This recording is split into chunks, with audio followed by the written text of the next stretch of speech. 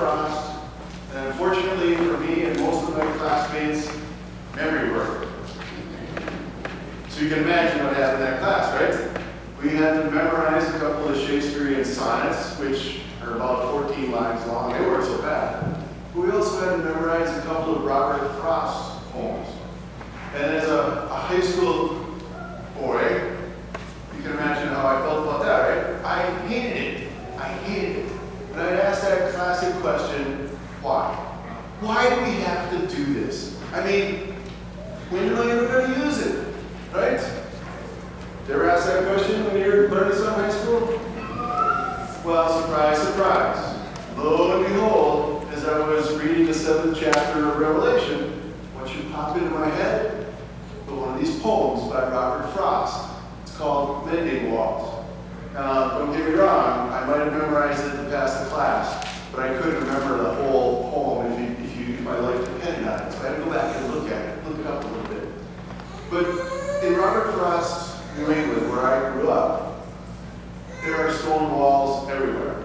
So if you're out in the middle of the woods, walking around somewhere, you very well might come upon a stone wall. They're just all over. And these stone walls, if they're not works of art, they certainly are like engineering marvels, right? You look at them and they're like straight. You can think almost as if they're made with bricks or poured concrete. The sides are straight, the tops are flat. And the thing is, there's no mortar that holds them together. And they're not, these rocks aren't chiseled. They're just rocks that they found laid around in the area, and they piled them up and made them into these nice, really good looking walls. What happens is that Robert Frost had a neighbor who was very fond of this saying, this conventional wisdom that good walls or good fences make good neighbors. I guess you wonder what his neighbor was like, right?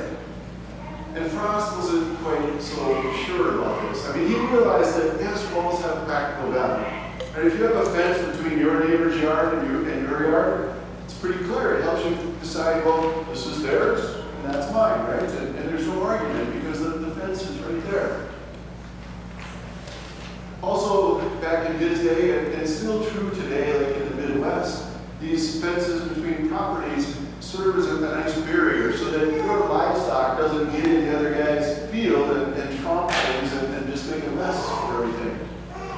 And even more contemporary, today, you've got on a divided highway, you got those guardrails kind of in the middle that sort of help. There's kind of safety things so the car doesn't come from the other way and cross over and hit you head on. So there's all these practical reasons why walls and fences are good, but as far as making good neighbors, Frost really wasn't quite sure about that. As a poet, he was a very observant person, right? To be a poet, you got to be observant. And one day he was out doing what they call walking the wall. It's an annual chore that people would do to their walls to go and check and make sure everything's in place like it should be. And what he noticed was that because of the heaving and the settling of the ground as the seasons changed, that would jostle some of the rocks loose. They'd fall off. Or in the spring, when the snow would melt on the rocks and the water would get in the cracks, and then in the nighttime when it would freeze up, it would break those rocks apart. And the walls would start to crumble. And Frost, at least he understood this, that God had put in, right in nature, the forces of nature, the ability to break down walls.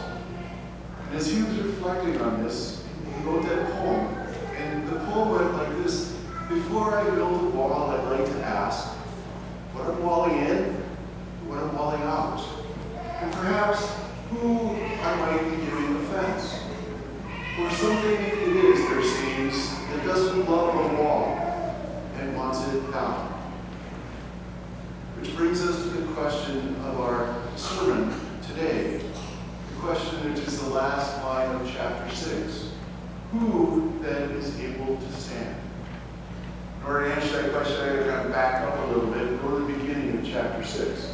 If you remember from last week, Pastor Justin talked about how that vision that was of the whole kingdom of God kind of narrows down and focuses right on God's hand, right?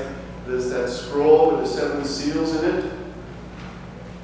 Well, the first 4 of those seals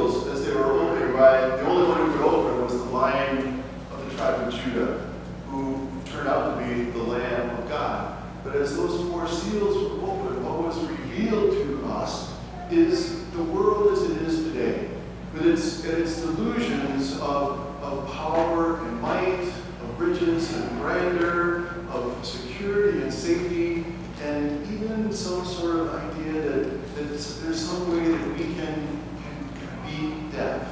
Right? The last three of those seals, when they were opened, revealed for the world as it's going to be, as it's coming up to be. And that's more scary for John's readers of Revelation, because what it does is it kicks out all those crutches that we use to delude ourselves that we have any kind of power or control over the way that the world works and what's going to happen in it. The whole point of this, of course, is to kind of drive John's readers to place their faith and their hope and their trust in God and in God alone.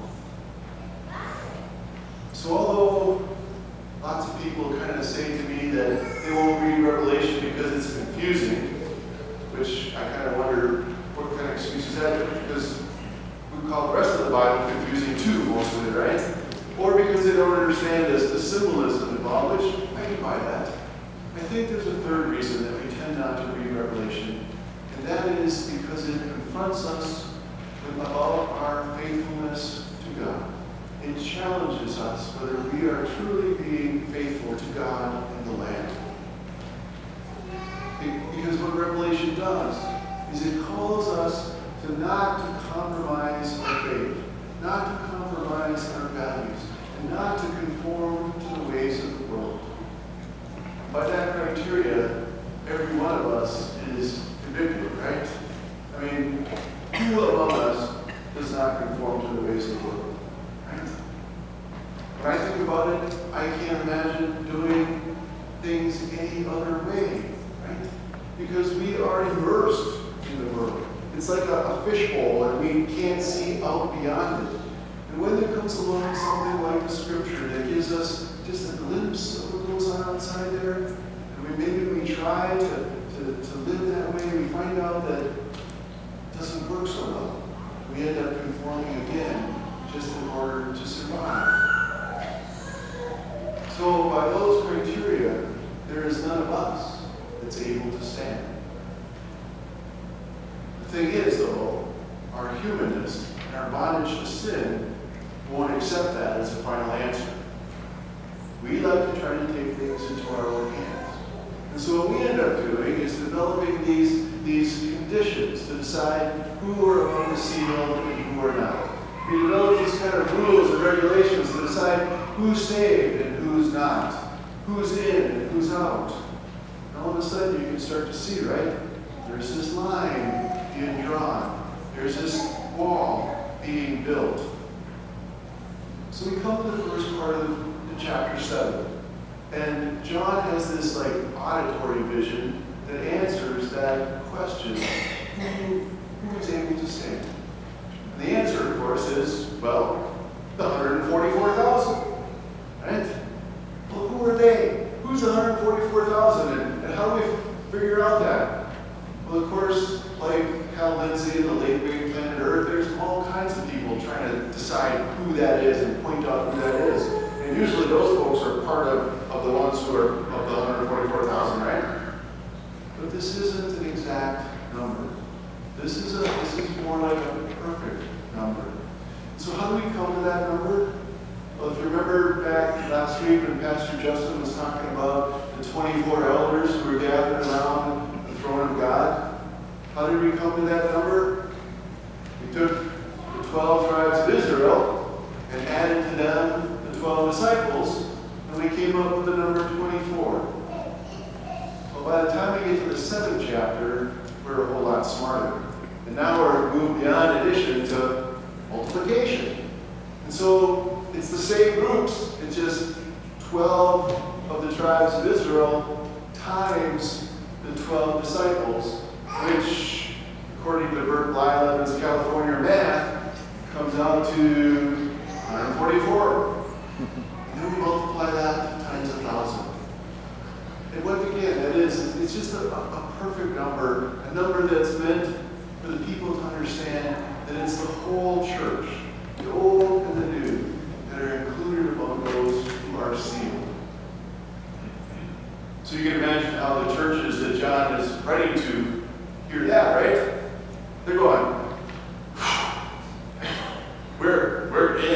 we're in, which is as it should be, right? Because we are God's chosen people. We are the people with whom God made the covenant.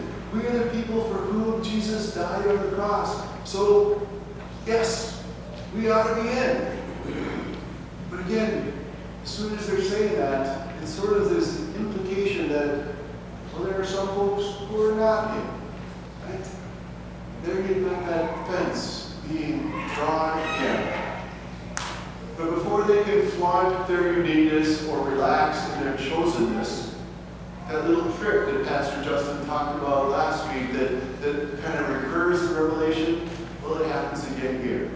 That trick, with the opening of the seals where he says it's only the Lion of Judah that can do that, and you think of lion, and then you turn around and you see it's a lamb. Well, here, similar things happen. It's the church feeling like we're the 144,000, we're the ones that are in, and before they can even breathe, take a breath, John turns. What does he do? He sees this other vision.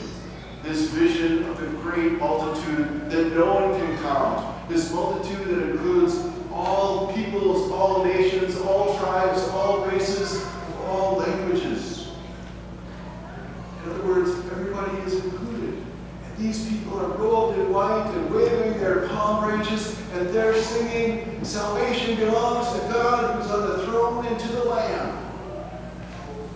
In other words, salvation belongs to God and the Lamb alone. It has nothing to do with our little criteria or our conditions, but it all has to do with God. And in this song and in this multitude, what we see is all those fences and all those boundaries and all those divine divisions that we create, all just disappear. Because everyone is welcomed into the kingdom of God.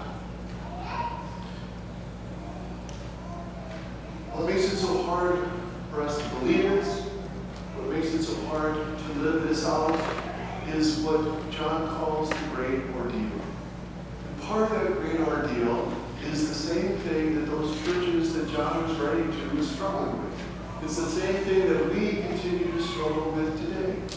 It's whether or not we are going to follow the way of the Lamb, follow God's way, or are we going to conform to the ways of the world?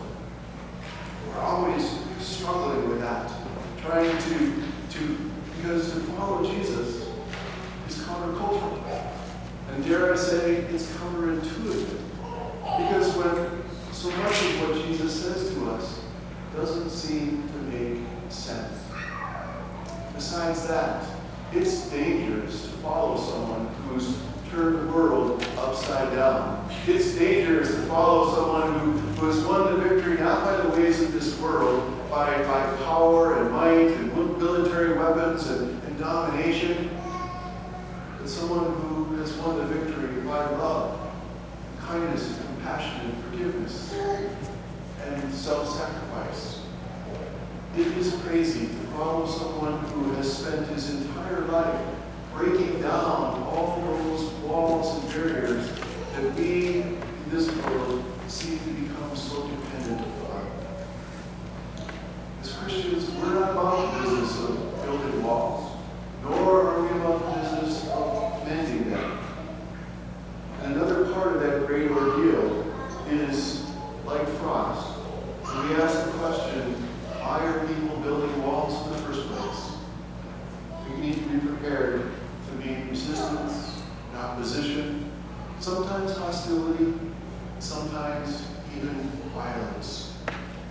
But our determination to follow the way of the Lamb, that one who on the cross opened his arms to embrace that great multitude that includes people of all tribes and all nations, all languages, all races, that one who, that great multitude that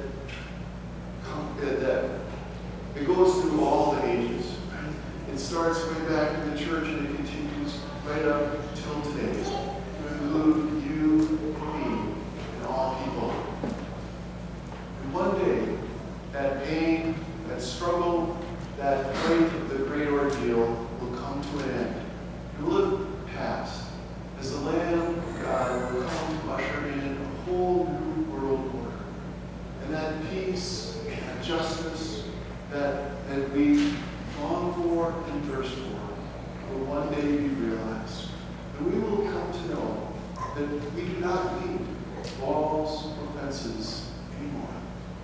For that we say, thanks be to God.